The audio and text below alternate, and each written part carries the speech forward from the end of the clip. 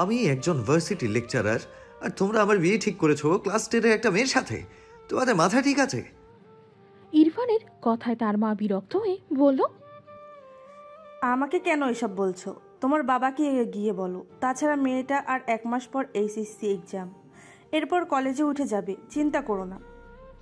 ইরফান রাগে কথা বলতে পারছে না ঠিক করে। 27 বছরের তাগড়া যুবক সে।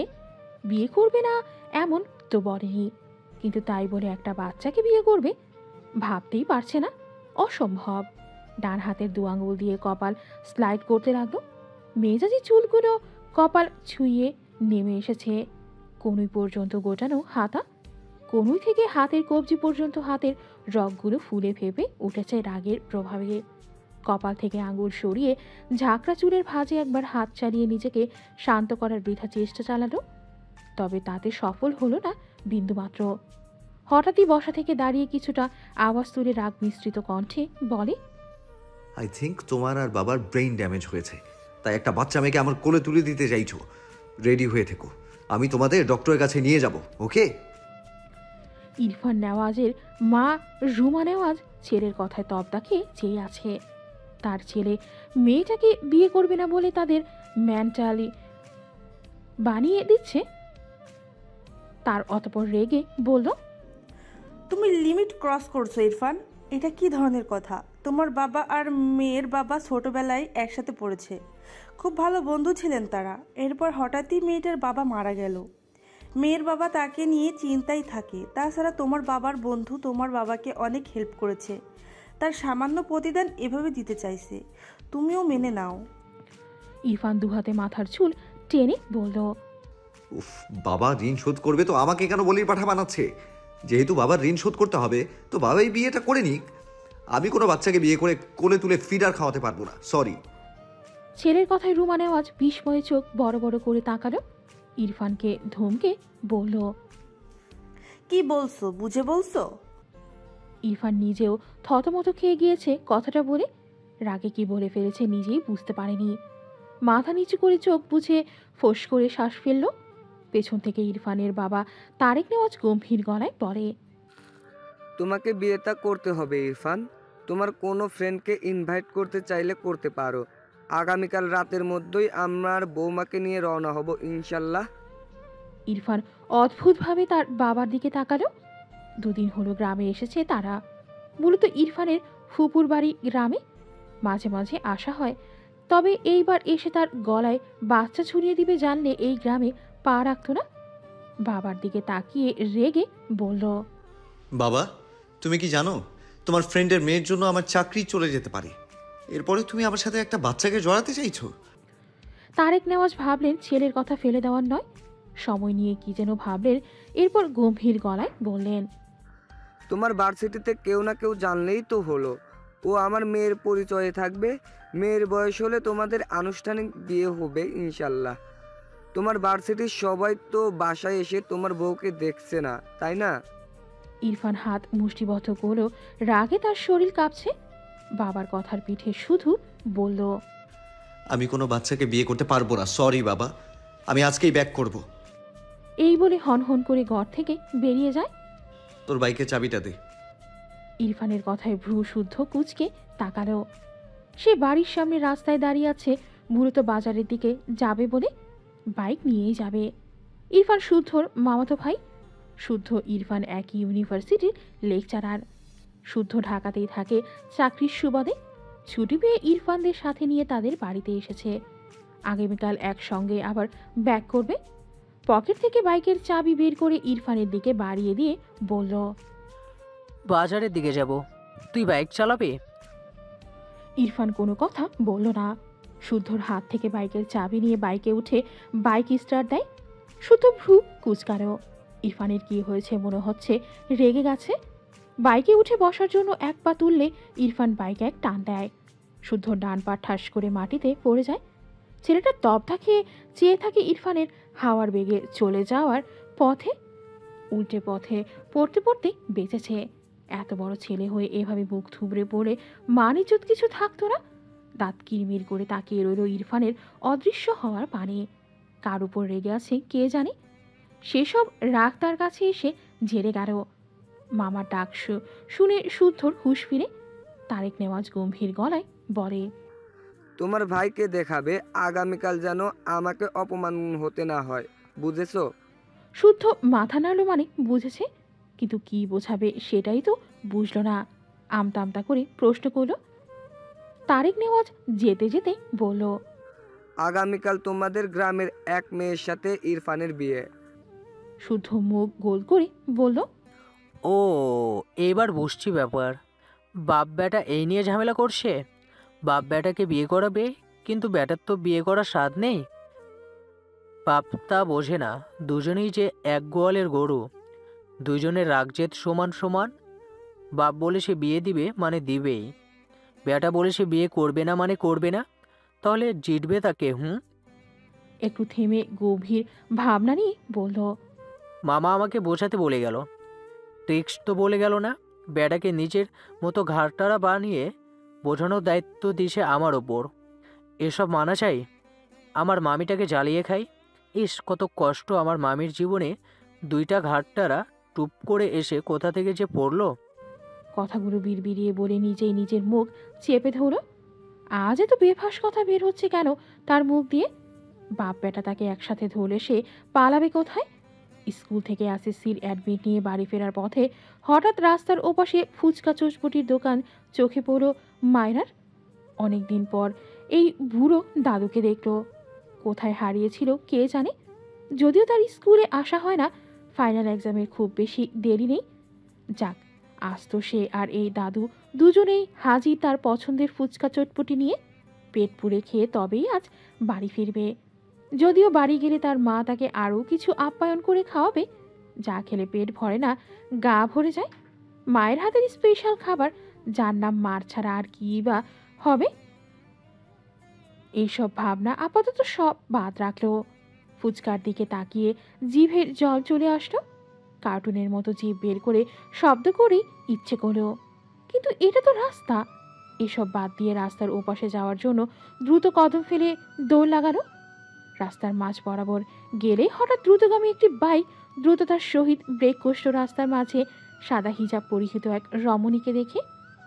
মায়েরা বাইকের শব্দ পেয়ে ডান দিকে ফিরে তাকালে তার চোখ বড় বড় হয়ে যায়। বাইকের সামনের চাকা মায়েরার পায়ের সাথে লাগলে মেয়েটা ধপাস করে উপর হয়ে পড়ে যায় পিচ ঢালা রাস্তার উপর। ঠিক যেমন ছোটবেলায় বাচ্চারা দৌড়াদৌড়ি খেলতে গিয়ে উপর হয়ে পড়ে যেত। বাইকে বসা ছেলেটি মেয়েটির ওপর বাইক চালিয়ে দেয়া থেকে রোধ করতে পারলেও মায়রার পায়ের সাথে হালকা বেঁধে যায় বাইকের সামনের চাকা। ডান পায়ের গিরায় একটু উপরে চাকা ধারা বাড়ি খেয়ে মায়রা কুকড়ে উঠল। ব্যথায় চোখ মুখ কুচকে নিল, পেটে হালকা চাপ পড়ার মৃদু স্বরে আর্তনাদ করে উঠল। আজ বোধহয় তার উপরে যাওয়ার টিকিট কাটা হয়েই গেছে। মনে মনে আওড়ালো লা ইলাহা ইল্লাল্লাহু। একটু পর নিজের দিকে খেয়াল করে দেখল না, সে বেঁচে আছে। মনে মনে আলহামদুলিল্লাহ পড়ল। রাস্তা পিচের হওয়ায় বেশ ভালোই ব্যথা পেয়েছে। দুই হাঁটুতে বোধহয় ছিলে গেছে। যেখানটায় চাকা লেগেছে সেখানে বোধহয় কেটে গিয়েছে। ব্যথায় আঁখি বন্ধ পানিতে ভরে উঠেছে, যেন টোকা দিলেই টপাটপ পানি ছড়বে। মায়েরা ধীরে ধীরে উঠার চেষ্টা করল। দুই হাতের তালু জ্বলছে। ইরফান বাইক থেকে নেমে দ্রুত পায়ে মায়েরার নিকটে সে দাঁড়ালো। অতঃপর গম্ভীর কণ্ঠে বলল, হেই, আর ইউ ওকে? ততক্ষণে মায়েরা বেশ কষ্ট করে উঠে সোজা হয়ে বসেছে। দাঁড়াতে পারলে কিনা তাই নিয়ে দ্বিধায় ভুগছে। ইরফানের কথার কোনো উত্তর করল না। এই বেয়াদব লোকটার জন্যই তার এই অবস্থা। ধীরে ধীরে ওঠার চেষ্টা করছে মায়েরা। অর্ধেক দাঁড়িয়েও পায়ের সাথে বড় হিজাব বেঁধে আবারও ঠাস করে পড়ে যায়। মায়েরার মুখে অসহায়ত্ব ফুটে উঠেছে। কোমরে কত ব্যথা পেল। ইরফানের চোখে মুখে বিরক্তির ছাপ স্পষ্ট। রাগ এবং অহমিকা সত্ত্বেও সে মেয়েটিকে যেচে প্রশ্ন করল, কিন্তু মেয়েটি কোনো উত্তর দিল না। ইরফানের মনের মধ্যে এক অদম্য ক্ষোভ জেগে উঠল, যেন মুহূর্তেই সে মেয়েটির মুখে একটি থাপ্পড় দিতে পারলে শান্তি পেত। মায়েরা ভাবছে এই লোকটা যাচ্ছে না কেন। ভাবনার মাঝে তার সামনে একটা হাত নিজের দিকে এগিয়ে আসতে দেখে মায়েরা ভীত হয়। এই লোক তাকে ধরতে আসছে কেন? তার দিকে এইভাবে হাত এগিয়ে আনছে কেন? রেগে গেল মেয়েটা। ভয়কে তাড়িয়ে ছেলেটার বাড়ানো হাতের দিকে দৃষ্টি রেখে কণ্ঠে ঝাঁজ নিয়ে বলল, একদম আমাকে ছুবেন না। মেয়েদের ছোঁয়ার অভ্যাস নিয়ে বাইরে বের হন কেন? অসহ্য লোক যত সব। ইরফান বাইক থেকে নেমে আসতে তার পকেট থেকে বাইকের চাবিটা রাস্তায় পড়ে যায়। সেটা তুলতেই হাত বাড়িয়েছিল, কিন্তু মাইরার কথা শুনে তার হাত থেমে যায়। অর্ধেক উপুর হয়ে শক্ত চোখে একবার মায়রার দিকে তাকায়। ইচ্ছে করছে এই মেয়েকে থাপড়িয়ে গাল লাল করে দিতে। এমনিতেই তার বাবা মা এক বাচ্চাকে তার গলায় ঝুলিয়ে দিতে চাইছে বলে তার মাথা ঠিক নেই। মাথা ঠান্ডা করতে বের হলো, এখানে আরেক বাচ্চা এসে জুটল। আবার তাকে ভুলভাল পদবি দিচ্ছে। রাগে মাথা ফেটে যাচ্ছে। শক্ত মুখায়বের গম্ভীর চাহনির যুবকটি দাঁতে দাঁত চেপে আওড়ায়। ইডিয়েট। এরপর রাস্তায় পড়ে থাকা চাবিটা তুলে নিল। মায়রা ইরফানের ইডিয়েট বলা কথাটা শুনেছে, কিন্তু হাত পা কোমরে ব্যথা পেয়েছে ভালোই, তাই আপাতত শরীরের ব্যথায় জর্জরিত হয়ে রইল। মায়রা মাথা নিচু করে লোকটার পায়ের জুতোর দিকে চেয়ে আছে। চাবি তুলে নিয়ে এখনো এমন খাম্বার মতো তার সামনে দাঁড়িয়ে আছে কেন বুঝল না। কিছুক্ষণ পর মায়রা মাথা তুলে তাকায় ছেলেটার পা থেকে মাথা পর্যন্ত। দেখল পা থেকে গলা পর্যন্ত তো একদম ঠিক আছে। ধূসর কালার প্যান্ট, শরীরে কালো শার্ট জড়ানো, শার্টের হাতা কনুই পর্যন্ত গোটানো, কিন্তু মাথার দিকে নজর পড়তেই মায়রার চোখ বড় বড় হয়ে গেল। ঠোঁট দুটো আপনা আপনি ফাঁক হয়ে গেল।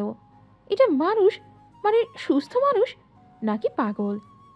পা থেকে গলা পর্যন্ত তো সুস্থই লাগে, কিন্তু মাথার চুল এত বড় কেন? মায়েরা এভাবে কাউকে দেখেনি। ছোটবেলায় হয়তো পাগলদের দেখেছিল, এত কি পাগল না? কি ছেলেটার চোখের মনি বাদামি, গায়ের রং উজ্জ্বল ফর্সা, কালো কিচকিচ চাপদারি, ঘাড় সমান মাথা ভর্তি ঝাঁকড়া চুল, মুখায়বে গম্ভীর্যের ছাপ। ইরফানের ফোন কানে নিয়ে কার সাথে যেন কথা বলছে। মায়েরা বিরক্ত হয়ে ধীরে ধীরে বেশ কসরত করে উঠে দাঁড়ালো। ভালোই ব্যথা পেয়েছে মেয়েটা। ডান হাত তুলে কোমরের একপাশে রেখে বাম পায়ের উপর সব ভর দিয়ে দাঁড়ালো। ইরফান বাম হাত পকেটে গুজে ডান হাতে ফোন কানে নিয়ে কথা বলছে খুব সিরিয়াস মোড়ে।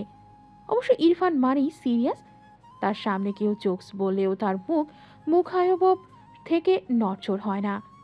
মায়েরার কোনো যেন রাগ লাগলো, চেঁচিয়ে উঠল, লাইসেন্সবিহীন বাইক চালাতে এসেছেন কেন মিস্টার? ইস, আমার হাত পা কোমর সব ভেঙে দিল। মাইরার কথায় ইরফান ভ্রু কুচকে তাকালো মাইরার দিকে, গম্ভীর গলায় বলল, ওকে বাই। এরপর কল কেটে ফোন পকেটে রাখে মাইরার দিকে তাকিয়ে বলে, হোয়াট? মাইরা রেগে বলে, বুদ্ধি নাকি? একটা মেয়ের অ্যাক্সিডেন্ট ঘটিয়েছেন আপনি, আর এখন হোয়াট বুক করছেন? ইরফান আঙুল উঁচিয়ে শক্ত গলায় বলে, এই লিসন, জাস্ট স্টপ। মাইরা বিরক্ত হলো। বাদামি চোখের মনি, চাপদারি জঙ্গলিদের মতো ঘাড় সমান বড় বড় ঝাঁকড়া চুলওয়ালা ছেলেটা ইংরেজদের মতো শুধু ইংলিশ ছাড়ছে। মাইরা কণ্ঠে ঝাঁজ ঢেলে বলে, এই বিদেশি বিলাই, বাংলাদেশে ইংরেজদের কোনো জায়গা নেই। বাংলাদেশে থাকতে হলে বাংলা বলুন। ইরফান হাত মুষ্টিবদ্ধ করে চেয়ে আছে মাইরার পানে। মাইরা একটু ভয় পেলে হয়তো। ইরফান শক্ত কণ্ঠে বলে, আর একটা বাজে কথা বললে থাপড়িয়ে সব দাঁত ফেলে দেবো, স্টুপিড গার্ল। কথাটা বলে আর এক সেকেন্ডও দাঁড়ালো না। দ্রুত পায়ে বাইকে উঠে বাইকে স্টার্ট দিয়ে মাইরার পাশ কাটিয়ে চলে যায়। মাইরা কোমরে হাত দিয়ে পেছনে থেকে চেঁচিয়ে বলে, শালা ঘুষদাতা নিশ্চয়ই ঘুষ দিয়ে লাইসেন্স পেয়েছে, আর এখন রাস্তায় এসে আমার মতো বাচ্চার কোমর ভাঙছে, আমাকে ছুতে আসছে, শালা বেয়াদব। ইরফান বোধহয় মাইরার বলা প্রথম দুটো শব্দ শুনতে পেয়েছে। বাইকের স্পিড বাড়িয়েছে। ইচ্ছে তো করছে এই মেয়ের উপর বাইক তুলে দিতে। উফ, এত চাপ নিতে পারছে না। মাইরার খাওয়ার মুড নষ্ট করে দিয়েছে লোকটা। খুঁড়িয়ে খুঁড়িয়ে হাঁটতে লাগলো। বিড়বিড় করে লোকটাকে বকতে লাগলো, মেয়েটা ভালো, অনেকের কাছে শুনেছি। একটু চঞ্চল তবে ভদ্র, বাবা নেই, বুঝতেই পারছিস। দেখবি মেয়েটা ছোট হলেও ইয়া বড় বুঝদার হবে। চায়ের টং দোকানের পাশে বাইক বসে আছে ইরফান। তার সামনে দাঁড়িয়ে শুদ্ধতার মামাতো ভাই ইরফানকে বোঝাচ্ছে। ইরফানের গম্ভীর মুখাবয়ব, এর কোনো পরিবর্তন নেই। এক মনে ফোন স্ক্রল করছে। শুদ্ধ হতাশা নিঃশ্বাস ফেলে দোকান থেকে 2 কাপ চা এনে 1 কাপ ইরফানের দিকে এগিয়ে দিলে ইরফান গম্ভীর গলায় বলল, ব্ল্যাক কফি আন। শুদ্ধ ভ্রু কুচকে বলল, এই গ্রামে তোর জমিদারি ব্ল্যাক কফি থেকে কোথা আমদানি করব, এটা দিয়ে চালিয়ে নে। ইরফান কিছু বলল না, শুদ্ধ বুঝলো এ খাবে না, নিজেই 2 কাপ চা সবার সাবার করলো দাঁড়িয়ে দাঁড়িয়ে। এরপর কাপ দুটো রেখে এসে বলল, বলছিলাম বিয়ে তো হবেই, মেয়েটাও বাচ্চা, তুই চুলগুলো এবার না হয় কেটেই ফেল, নয়তো বাচ্চাটা ভয় পাবে। ইরফান কথাটা শুনেই শক্ত চোখে শুদ্ধর দিকে তাকালো। রাতের অন্ধকারে চায়ের দোকানের মৃদুভাব আলো ইরফানের মুখে এসে পড়েছে। শুদ্ধ দেখলো ইরফান তার দিকে খেয়ে ফেলা চোখে তাকিয়ে আছে। শুদ্ধ মেকি হেসে বলল, মিস্টেক মিস্টেক, তোকে তামিল মুভির নায়কদের মতো লাগছে রে। বাচ্চাটা তোকে দেখে ক্রাশ খাবে, সত্যি বলছি। ইরফান তার ডান হাতে শুদ্ধর কলার ধরে মেজাজি গলায় বলে, আমি কোনো বাচ্চাকে বিয়ে করব না। আর একটা বাড়তি কথা বললে তোর গ্রামেই তোকে বালি চাপা দিয়ে দিব। শুদ্ধ ইনোসেন্ট ফেস বানিয়ে বলে, ওকে ওকে, আমার কলার ছাড়, তোকে বিয়ে করতে হবে না। ইরফান শুদ্ধর কলার থেকে হাত সরিয়ে বাইকের দুপাশে পা দিয়ে বসে টান দিয়ে চলে গেল। শুদ্ধ বিরক্ত হলো, এ আবার কই যায়। ইরফান কবুল বলে উঠে দাঁড়ালো। অতিরিক্ত রাগে তার পুরো শরীর থেকে যেন ধোঁয়া বের হচ্ছে। সে গাড়ি নিয়ে প্রায় অর্ধেক রাস্তা চলে গিয়েছিল। তার মা নাকি অসুস্থ হয়ে গিয়েছে, এসে দেখেছে সত্যিই অসুস্থ হয়ে গিয়েছে, প্রেশার ফল করেছিল। কিন্তু এভাবে তাকে বিয়ে করানোর জন্য তার বাবা মা এমন উঠে পড়ে লেগেছে কেন বুঝল না। বিয়ে করিয়ে ছাড়ো, এইখানে বেশিক্ষণ থাকলে একটা অঘটন ঘটবে। কোনো দিকে তাকালো না, হনহন করে বাড়ি থেকে বেরিয়ে গেল। তারেক নেওয়াজ ও রুমা নেওয়াজ ছেলের ব্যবহারে বেশ বিব্রত বোধ করেন। মাইরার মা ভ্রু কুচকে তাকায়। ছেলেটা তার সাথে একবারও কথা বলল না। তিনি কি ভুল করলেন? তারেক নেওয়াজের দিকে চোখ পড়তে এসব ভাবনা দূর হয়ে গেল। লোকটা তার প্রাক্তন স্বামীর বন্ধু কম, ভাই বেশি। তার মেয়ে লোকটার বাড়ির বউ, এখন সেও চিন্তামুক্ত। মেয়েটাকে নিয়ে ভীষণ দুশ্চিন্তায় ছিলেন। মায়েরা কাঁদতে কাঁদতে চোখ মুখ ফুরিয়ে ফেলেছে। তার মা তাকে এত তাড়াতাড়ি কেন বিয়ে দিল? তার বাবা নেই, তাই বলে সে এতই বেশি হয়ে গেল? এসএসসি পরীক্ষাটা পর্যন্ত দিতে দিল না, তাকে বিদায় করিয়েই ছাড়লো। তার বোনদের থেকে শুনেছে তার বর তার থেকে অনেক বড়। তার মা তার সাথে এমনটা কি করে করতে পারল? নিজের বাবা নেই বলে বুড়োর সাথে বিয়ে দিয়ে দিবে? ভাবনার মাঝেই মাইরার মা মাইরার ঘরে এসে মেয়ের মাথায় হাত বুলায়। মাইরা ফুপিয়ে ওঠে। মোহনা বেগম মেয়ের মাথায় চুমু খেয়ে বলে, আমি তোর মা, খারাপ চাই না তোর। তোর দায়িত্বটা কারো হাতে দিয়ে আমি এবার নিশ্চিন্ত হলাম। ও বাড়ি গিয়ে আমার মান রাখবি কেমন? সবার সাথে মিলেমিশে থাকবি, তোর সুখী মুখটা দেখতে চাই। তাই এই বিয়েটা মেনে মন দিয়ে সংসার করবি কেমন? মাইরার চোখ থেকে টুপ টুপ করে জল গড়িয়ে পড়ে। ভাঙা গলায় মাথা উঁচু করে আওড়ায়, আমার নিজের আব্বু বেঁচে থাকলে আজ এই দিন দেখতে হতো না, তাই না মা? সৎ আব্বুরা বুঝি মেয়েদের তাড়ানোর জন্য এভাবেই উঠে পড়ে লাগে। মাইরার মা কিছু বলতে পারলে না। মাইরা নাক টেনে বলল, চিন্তা করো না মা, আমি আর তোমার সংসারে ঝামেলা বাড়াবো না, তোমরা ভালো থাকো। কথাটা বলে নিজেই বেরিয়ে গেল। মাইরার মা ছল ছল দৃষ্টিতে চেয়ে রইল মাইরার দিকে। মাইরার বাবা মারা যাওয়ার 2 বছরের মাথায় তাকে আবারও বিয়ে দিয়ে দেয় তার বাসা থেকে। মাইরা তখন ক্লাস 4-এ পড়ে। বিয়ের আগে সে বলেছিল তার একটি মেয়ে আছে। প্রথম প্রথম ভালোই চলছিল, কিন্তু যত দিন যেতে লাগলো তার স্বামীর যেন মাইরার প্রতি বিরক্তির মাত্রা বাড়তে লাগলো।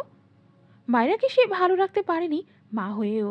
এখন মেয়ের একটু সুখের আশায় মেয়েটাকে ভালো ফ্যামিলির হাতে তুলে দিতে পেরে হাজার কষ্টের মাঝেও ভালো লাগলো। অন্তত এই বাসায় মায়েরা যেভাবে থেকেছে এর চেয়ে তো ভালো থাকবে। মা হয়ে আর কি বা চায় মেয়ের জন্য। আমাকে ব্ল্যাকমেল করে বিয়ে করিয়েছো, ভালো কথা। তবে এর সাথে সংসারটা আমি করতে পারবো না, এটা মাথায় রেখো। বিয়ে করিয়েছো, ছেলের বউ পেয়েছো, এবার তোমরা দুজনে ওর সাথে সংসার করো বসে বসে। এই বাচ্চাকে যেন আমার আশেপাশে না দেখি। হাই রিপিট, ওকে আমার আশেপাশে যেন না দেখি। কথাগুলো বলেই হনহন করে নিজের রুমে গিয়ে ঠাস করে দরজা লাগিয়ে দিল ইরফান নেওয়াজ।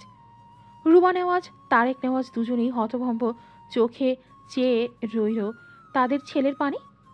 মাইরার মাথায় ঘোমটা টানা, মাথা নিচু, চোখ থেকে টুপটুপ করে পানি গড়িয়ে পড়ছে। যার সাথে বিয়ে হয়েছে তার মুখটাই দেখেনি। তার আগে এমন তিক্ত বাক্য শুনে মায়েরার ছোট্ট হৃদয়টা ব্যথায় ভরে উঠল। তারেক নেওয়াজ গম্ভীর চোখে ছেলের আটকানো দরজার দিকে কিছুক্ষণ চেয়ে থাকে। এরপর স্ত্রী রুমার দিকে তাকালে দেখল তার স্ত্রী কটমট দৃষ্টিতে তার দিকেই চেয়ে আছে।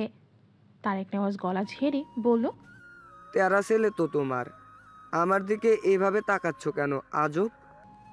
রুমা নেওয়াজ ফোঁস করতে করতে বলে, হয়েছে তোমার ছেলেকে বিয়ে করানো? স্বাদ মিটেছে? তারেক নেওয়াজ ফোঁস করে শ্বাস ফেলে বলে, না, মেটেনি। মানে তোমার লজ্জা করে না? ছেলের একটা বউকেই ছুঁড়ে ফেলেছে, আবার আরেকটা করানোর স্বপ্ন দেখছো?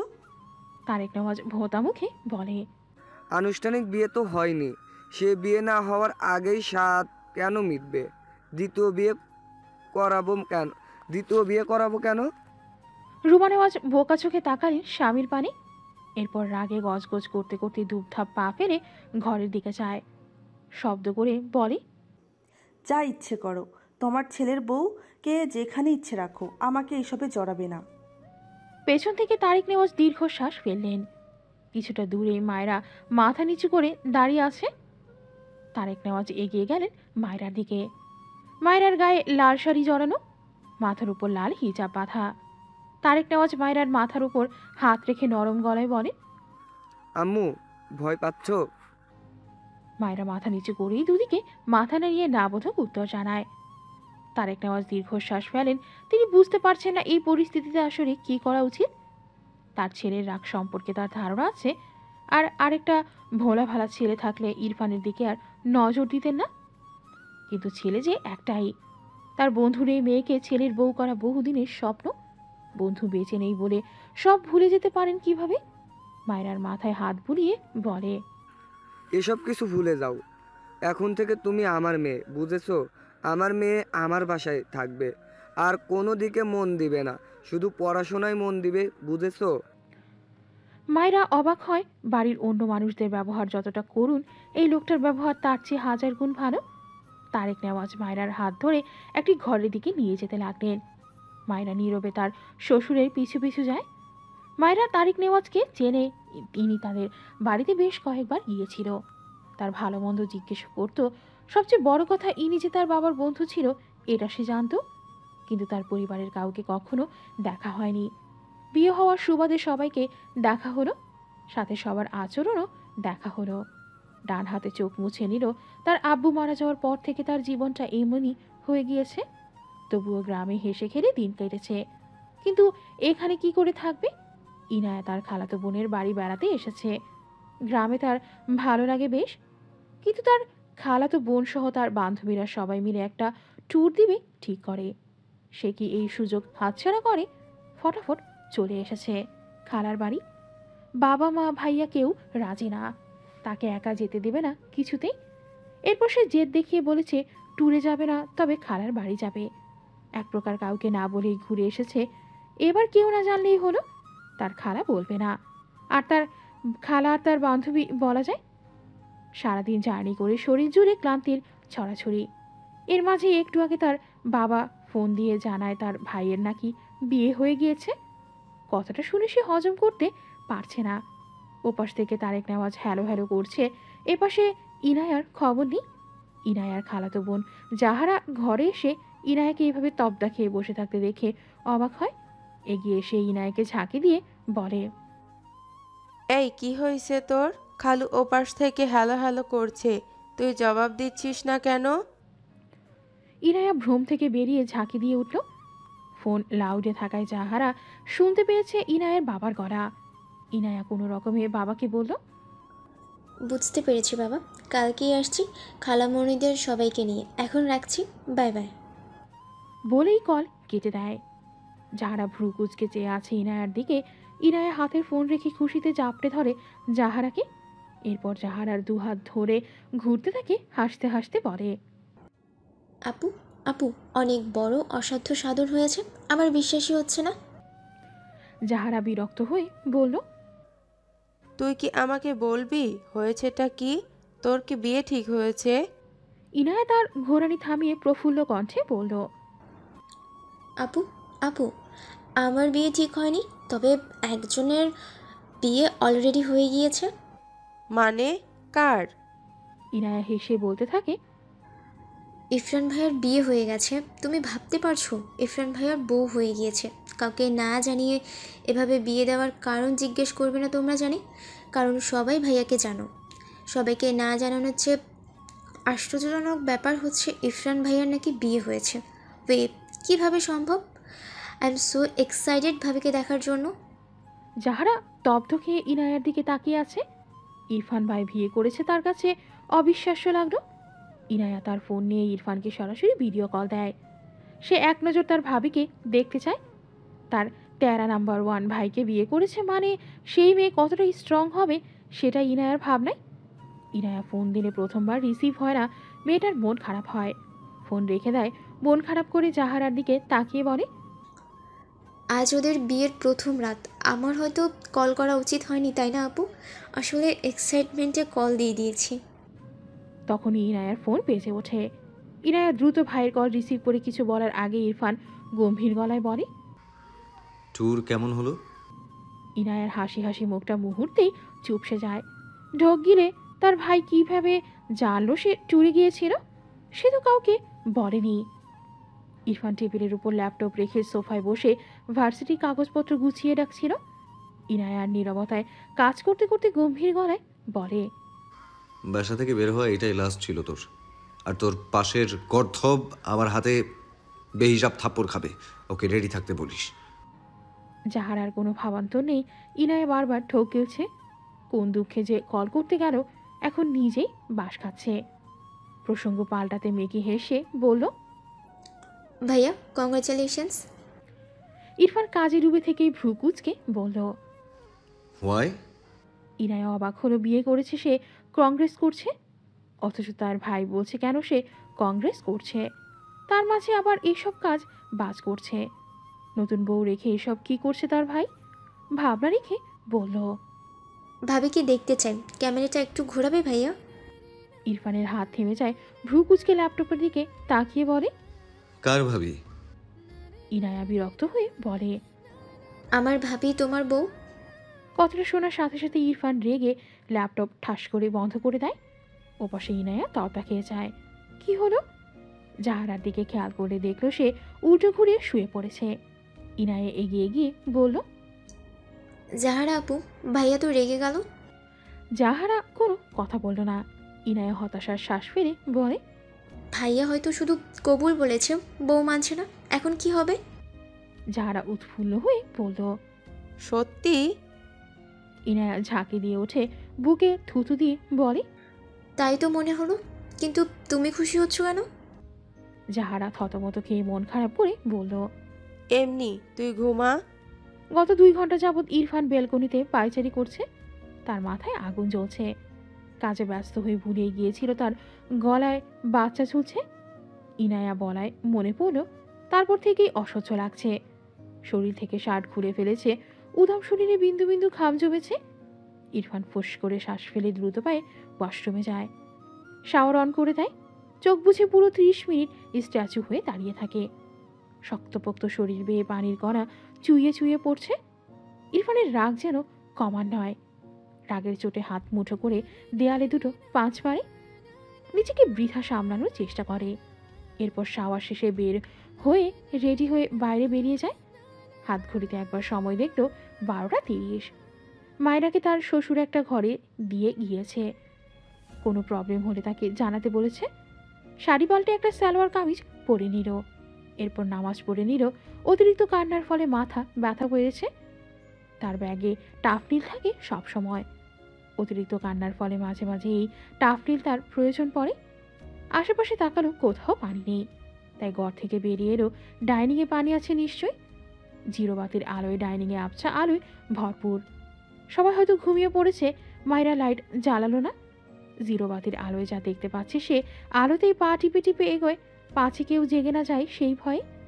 ডাইনিং টেবিলের উপর এক জগ ভর্তি পানি পেয়ে খুশি হলো মেয়েটা। কোনো দিকে না তাকেই উল্টো ঘুরে আসতে নিলে হঠাৎই শক্ত কিছুর সাথে তার পিঠ ধাক্কা খায়।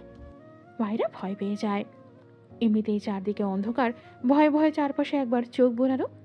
পেছনে ফেরার সাহস পাচ্ছে না। বারবার ঠোক গিলছে। এক হাতে জগ, আরেক হাতে মুখ চেপে আছে। এক্ষুনি গলা ফেটে চিৎকার দিলে কি বাজে অবস্থা হতো। ইরফান বাইরে বেরোচ্ছিল, হঠাৎই তার পিঠে এসে কিছু ধাক্কা লাগে।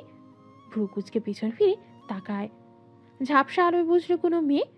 গোসল করে মাথা ঠান্ডা না হলেও শরীর ঠান্ডা হয়েছিল, কিন্তু যখন বুঝলো সে বাচ্চা মেয়েটা, রাগ যেন তরতর করে বেড়ে আবারও শরীর উত্তপ্ত হতে লাগলো। আপাতত বাসায় তার বাবা মা ছাড়া কেউ নেই। বাকি উটকো ঝামেলা ইরফান মেয়েটাকে না দেখলেও খুব ভালোই বুঝলো এটাই সেই মেয়ে। মাইরার মাথা ব্যথা সারানোর ইচ্ছে পালিয়েছে। সেইখান থেকে পালাতে পারলে বাঁচে।